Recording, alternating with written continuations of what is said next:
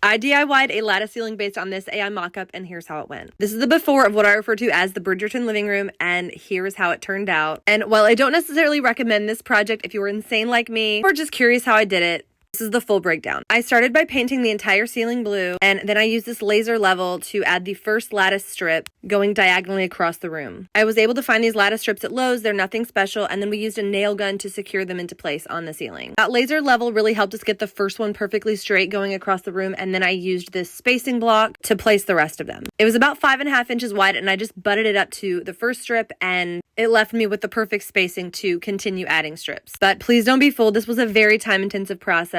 Every strip had to be added individually, and the ladder moved so many times just to get one strip up. Once we finished all of the strips going in this direction, it was time to add the first strip going the other direction, where we pulled out that laser level again to get the first one up.